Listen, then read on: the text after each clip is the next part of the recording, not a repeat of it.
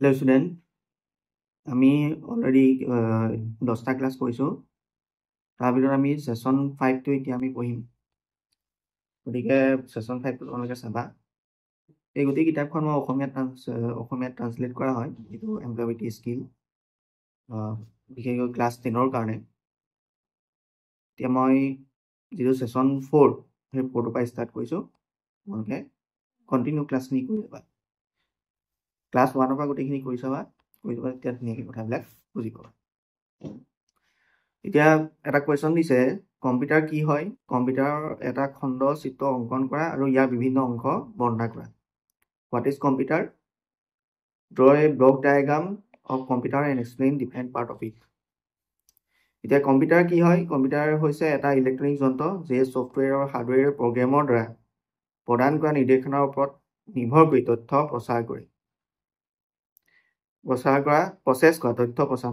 Process কৰা, গণনা কৰা আৰু বিভিন্ন কাৰ্য সম্পাদন কৰে।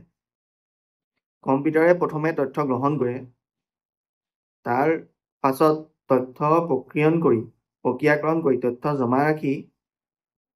তথ্যসমূহ জমা কৰি ৰখাৰ উপৰিও আউটপুট যন্ত্ৰৰ জৰিয়তে উলিয়াই দিয়ে। গম পাইছা? তথ্যসমূহ কি কৰিব? কম্পিউটাৰ, এইটো এতিয়া কম্পিউটাৰ ৱৰ্কিং প্ৰচেছ হয়। এই বস্তুটো কম্পিউটাৰ কেনেকৈ কাম কৰে। ইয়াত কি কৰিব? ইনপুট ডিভাইচ, যেনেকৈ ধৰি লোৱা মাউচ আছে,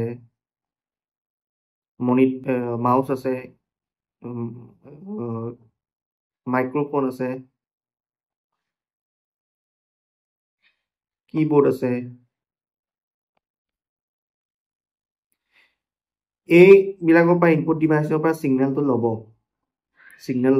ইয়াৰ পৰা ইনপুট ডিভাইচৰ পৰা সিগনেলখিনি ল'ব, লৈ মেলি ইয়াত কি কৰিব? কণ্ট্ৰল ইউনিটলৈ যাব। তাৰপাছত আউটপুট ইউনিটত কি থাকিব? মনিটৰ, তাৰপাছত প্ৰিণ্টাৰ, এইবিলাক আউটপুট ডিভাইচ হয়। এই আউটপুট ডিভাইচৰ পৰা আউটপুটটো দেখুৱাব। এতিয়া মই এটা ধৰি লওক, আৰু কেতিয়াবা তথ্যসমূহ জমাও ৰাখে প্ৰচেছটোত। মেমৰি কাৰ্ড যেনেকৈ মোবাইলত থাকে, তেনেকৈ মেমৰি কাৰ্ডৰ থ্ৰুৱেদি তথ্যবিলাক জমাও ৰাখে। এতিয়া মই এটা এক্সাম্পল দি লওঁ, তেনেকৈ ধৰি লওঁ, এক্সাম্পলটোৰ পৰা তোমালোকে গম পাই যাবা। তেনেকৈ ধৰি লোৱা, মোক ধৰি লোৱা ইনপুট ডিভাইচত মই দিলোঁ যে 20 + 10 + 5 এইকেইটা যোগ কৰিব লাগে, এইটো 3টা যোগ কৰিব লাগে। তো ইনপুট ডিভাইচত মই যেতিয়া ইয়াক দিম, এই গোটেই প্ৰচেছটো যাবগৈ এৰিথমেটিক লজিকেল ইউনিটত। এতিয়া এৰিলে কি কৰিব? ইয়াত এইটো একচুৱেলি ব্ৰেইনৰ নিচিনা কাম কৰে। এইটো যিটো কণ্ট্ৰল ইউনিট, সেইটো আমাৰ যেনেকৈ ব্ৰেইন যেনেকৈ কাম কৰে, তেনেকৈ ই কাম কৰে। ছাপ'জ ধৰি লওক আমাক এতিয়া কিবা এটা কৰিব দিছে, মোৰ ব্ৰেইনে এইটো কথা ভাবিব। তেনেকৈ কম্পিউটাৰৰ এই arithmetic and logical unit, ALU, আমি যিটো ইনপুটত এইটো লিখি দিম, সি এইবিলাক কথা ভাবিব। ভাবি ইয়াত কেলকুলেট কৰি ইয়াত যিমান পাব, ছাপ'জ ইহঁত 3টা কেলকুলেট কৰি ই পালে 35। এই 35টো মোক দেখাব লাগিব, তেতিয়াহে মই দেখা পাম। সি কেলকুলেট কৰি থৈ দিলে, থৈ মেলি কি কৰিব? আউটপুট ইউনিট, যেনেকৈ মনিটৰত সি কি কৰিব? দেখুৱাই দিব যে এইটো আনচাৰ এইটো। গতিকে ইয়াত ইনপুট ডিভাইচ আৰু আউটপুট ডিভাইচ দুটাই ইম্পৰ্টেণ্ট। যদি ইনপুট ডিভাইচ থাকে, আউটপুট ডিভাইচ নাথাকে, তেতিয়াহ'লে আমি আনচাৰটো দেখা নাপাম, গম নাপাম। তেনেকৈ এতিয়া ধৰি লোৱা, তুমি ইয়াত মই এইটো 35 কেলকুলেশ্যন কৰি 35টো দেখাব, কেলকুলেশ্যন দি কৰিলেই দেখাব, কিন্তু কিবা এটা লাগিব, মনিটৰটোত দেখাব। এইটো হ'ল আউটপুট ইউনিট। চব বস্তুতে থাকে, যেনেকৈ কেলকুলেটাৰ। কেলকুলেটাৰটো এটা কম্পিউটাৰে হয়। প্ৰথম যেতিয়া আৱিষ্কাৰ হৈছিলে, কেলকুলেটাৰে আৱিষ্কাৰ হৈছিলে। তাৰপাছতহে বেলেগ আজিকালি আপডেটেড ভাৰ্জন হ'ল, বহুত কি আহিলে, কম্পিউটাৰ নতুন জেনেৰেশ্যন আহিলে, পাছত সেইবিলাকহে আহিছে। কিন্তু প্ৰথম কেলকুলেটাৰটোকে কম্পিউটাৰ বুলি কোৱা হয়। মানে মেথামেটিকেল কামতে কম্পিউটাৰ প্ৰথমতে ইউজ হৈছিলে। তো ইনপুটৰ তথ্যৰ জৰিয়তে সকলো সংকেত কম্পিউটাৰত প্ৰৱেশ কৰা হয়। ঠিক আছে, ইয়াতে ইনপুটত মই এই বস্তুটো লিখি দিম, গম পাইছেনে? মানে ইয়াৰ তথ্যসমূহ ক'ত ভৰাই দিম? আমি কম্পিউটাৰত ভৰাই দিম। এইটো কিহৰ পৰা হ'ব? ইনপুট ডিভাইচৰ জৰিয়তে। ইনপুট ডিভাইচত কি হ'ব? সংকেতসমূহ কম্পিউটাৰত প্ৰৱেশ কৰোৱা হয়। keyboard আৰু মাউচৰ সহায়ত ব্যৱহাৰ হৈ থকা ইনপুট যন্ত্ৰ keyboard আৰু মাউচৰ দ্বাৰা কি হ'ব keyboard আৰু মাউচৰ দ্বাৰা এই বস্তুবোৰ ইয়াত কি থাকিব আমি এটা লিখিব কিন্তু কিবা এটা লাগিব এটা 20 টো লিখিব কাৰণে মই কি কৰিম keyboard ব্যৱহাৰ কৰিম আৰু মাউসে কি কৰিম ভেৰিফাই কৰি সিলেক্ট কৰিম এইবিলাক কি হ'ব এইবিলাক হৈছে ইনপুট যন্ত্ৰ তোমাক যদি পৰীক্ষাত খুব আহি থাকে দেই ইনপুট যন্ত্ৰ কেইটামান নাম লিখা বা আউটপুট যন্ত্ৰ কেইটামান উদাহৰণ দিয়ে তেলে তোমালোকে ইনপুটত উদাহৰণ কি দিবা keyboard আৰু মাউস আৰু আউটপুটত কি দিবা আউটপুটত মনিটৰ আহিব স্পিকাৰ আহিব এইবিলাক হৈছে আউটপুট ডিভাইস পৰীক্ষাত খুব আহে এটা ইনপুট ডিভাইস কাক কয় আৰু ইনপুট ডিভাইসৰ কেইটামান উদাহৰণ দিয়া আউটপুট ডিভাইস কাক কয় আৰু আউটপুট ডিভাইসৰ কেইটামান উদাহৰণ দিয়া এতিয়া কম্পিউটাৰৰ প্ৰধান অংশটো হ'ল প্ৰচেছৰ বা প্ৰচেছিং ইউনিট এইটো মেইন অংশ ইয়াতে বিভিন্ন ধৰণৰ চিন্তাধাৰা হয় কম্পিউটাৰ বিভিন্ন কাৰ্য এই প্ৰচেছিং ইউনিটৰ থৈ দিয়ে কৰে এই প্ৰচেছিং ইউনিটৰ থৈ দিয়ে তোমাৰ প্ৰচেছ কৰিব বস্তুটো ক্যালকুলেট কৰিব বা যি কাম কৰিবলৈ তুমি আদেশ দিবা সেই কামটো কৰিবৰ কাৰণে কৰিব এতিয়া প্ৰচেছিং ইউনিটত কি হয় প্ৰচেছিং ইউনিটৰ সকলো কাম সম্পাদন কৰা হয় আৰু ইয়াক কি বুলি কোৱা হয় কম্পিউটাৰ হৃদপিণ্ড বুলিও কোৱা হয় কম্পিউটাৰ হৃদপিণ্ড বুলি কাক কোৱা হয় প্ৰচেছিং CPU কম্পিউটাৰ ব্ৰেইন বুলি কোৱা একেটা বস্তুৱে কম্পিউটাৰ ব্ৰেইন বুলি কাক কোৱা হয় CPU কোৱা হয় আৰু কম্পিউটাৰ হৃদপিণ্ড বুলি কোৱা কাক কোৱা হয় প্ৰচেছৰ কোৱা এতিয়া CPU ভিতৰত এটা এৰিথমেটিক লজিকেল ইউনিটৰ খণ্ডত যোগ বিয়োগ কৰা হয় এতিয়া ALU থাকে CPU ভিতৰত কি থাকিব এৰিথমেটিক এণ্ড লজিকেল ইউনিট মই এটা যেটো কথা কৈছিলো এটো ALU ক্যালকুলেশন বিলাক কৰে ম্যাথমেটিক্যাল ক্যালকুলেশন বিলাক যোগ বিয়োগ অনুসৰণ যিবিলাক আছে বিলাক লাগিব এৰিথমেটিক এণ্ড লজিকেল ইউনিট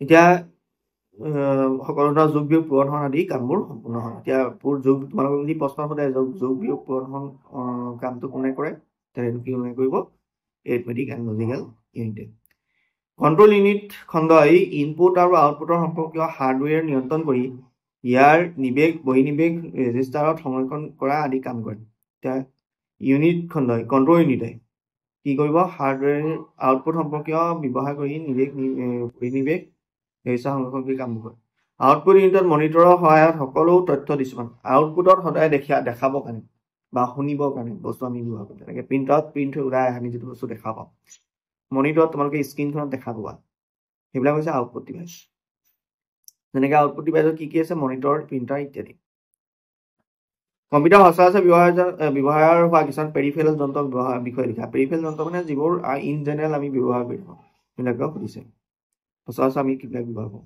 সচৰাচৰ আমি তলত বস্তু উল্লেখ কৰাবোৰ ব্যৱহাৰ কৰা হয় কিবোৰ্ড কম্পিউটাৰত কিবোৰ্ড আমি ব্যৱহাৰ কৰোঁ মাউস ব্যৱহাৰ কৰোঁ মাইক্ৰফোন ব্যৱহাৰ কৰোঁ মনিটৰ ব্যৱহাৰ কৰোঁ এটা আউটপুট যন্ত্ৰ হয় মনত ৰাখিবা কোনকেইটা আউটপুট যন্ত্ৰ কোনকেইটা ইনপুট যন্ত্ৰ স্পিকাৰটো এটা আউটপুট যন্ত্ৰ আমি যেটো কথা কওঁ মাইক্ৰফোন এই কথাটো স্পিকাৰত ডাঙৰকৈ ওলাই যায় এটা আউটপুট যন্ত্ৰ প্ৰিণ্টাৰটো এটা আউটপুট যন্ত্ৰ হয় বিভিন্ন প্ৰকাৰৰ স্মৃতি সংৰক্ষণৰ ডিভাইসসমূহ বিষয়ে স্মৃতি সংৰক্ষণ মানে মেমৰি অসমীয়াত স্মৃতি সংৰক্ষণ বুলি কয় ইংৰাজীত মেমৰি কাৰ্ড এতিয়া কম্পিউটাৰত বা মোবাইলতে হওক যিটো মেমৰি কাৰ্ড মানে আমি যিটো বস্তু মনত ৰাখে মানে যিখিনি বস্তু আমাৰ তাৰ সংৰক্ষণ হৈ থাকে যেনেকৈ তুমি গান এটা ৰাখিছা ক'ত ৰাখিবা মেমৰি কাৰ্ডত ৰাখিবা যেতিয়ালৈকে তুমি ডিলিট কৰি নিদিয়া তেতিয়ালে মেমৰি কাৰ্ডত বস্তুখিনি থাকিব তুমি ভিডিঅ' এটা ৰাখিছা ক'ত ৰাখিবা মেমৰি কাৰ্ডত ৰাখিবা যেতিয়ালৈকে মেমৰি কাৰ্ডটোৰ পৰা ডিলিট কৰি নিদিয়া ভিডিঅ' ডিলিট হৈ নাযায় এটা হৈছে মেমৰি কাৰ্ড যেতিয়া আমি কম্পিউটাৰত কিবা কাম কৰোঁ তেতিয়া কাম কৰি থকা তথ্যসমূহ ৰেমত জমা হয়